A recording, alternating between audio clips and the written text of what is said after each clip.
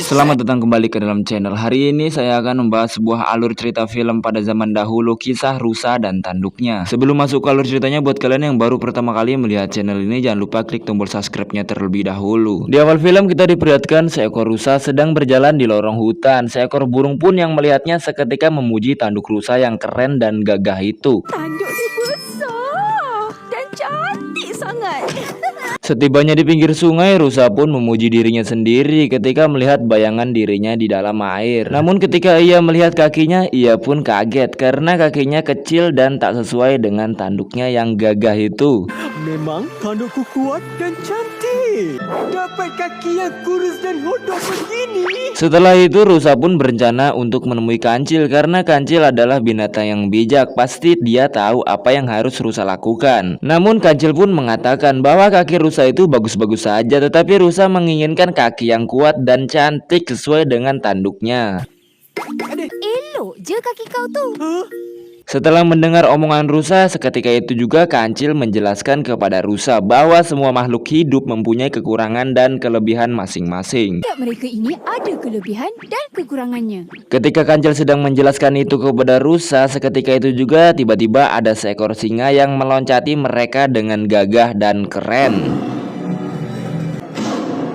Dan rusa pun mengatakan kepada kancil bahwa ia menginginkan kaki seperti singa. Tentunya kancil sangat terkejut mendengarnya. Si rusa pun mengatakan jika kakinya seperti singa barulah sesuai dengan tanduknya. Seperti itu? Barulah. Namun sang kancil mengatakan bahwa kaki kamu itu memang kecil. Jika sangat menginginkan kaki seperti singa, kau tak akan mendapatkannya. Singkat cerita, rusa di perjalanan melihat seekor kerbau yang sedang mengangkat batang pohon yang menindisi buaya. Karena kekuatan kerbau pun, burung-burung tadinya memuji tanduk rusa kini berpindah memuji tanduk kerbau. Namun rusa pun melakukan apa yang kerbau lakukan karena dia mempunyai tanduk yang lebih cantik, pastinya lebih kuat. Selain itu juga supaya para burung-burung selalu memujinya. Akan tetapi ketika rusa mencoba mengangkat kayu tersebut, ia pun tidak sanggup mengangkatnya walaupun sudah sekuat tenaga. Jangan palsu diri.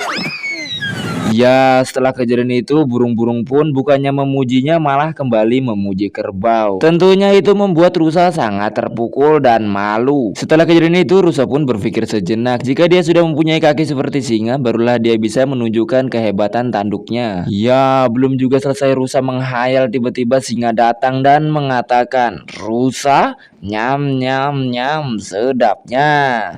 Kenyanglah aku hari ini." Sedapnya. Rusa pun lari sekuat mungkin untuk menghindari kejaran dari singa. Ketika merasa lari cukup jauh, rusa pun berhenti dan mengatakan bahwa singa yang mempunyai kaki yang kuat tidak bisa mengejarnya. Iya, tentunya kesombongan tersebut akan membawa malapetaka. Kaki yang kuat dan gagah pun tak dapat kejarku. Rusa pun berjalan menuju hutan semak-semak yang dipenuhi ranting dan akar-akar. Seketika itu juga tanduk rusa menyangkut di ranting-ranting yang berada di atasnya. Rusa pun berteriak minta tolong kepada penghuni hutan. Tiba-tiba ada kancil. Rusa pun meminta tolong kepada kancil, tetapi kancil tidak bisa menolongnya. Hanya ada satu cara supaya dia bisa lolos, yaitu mematahkan tanduknya.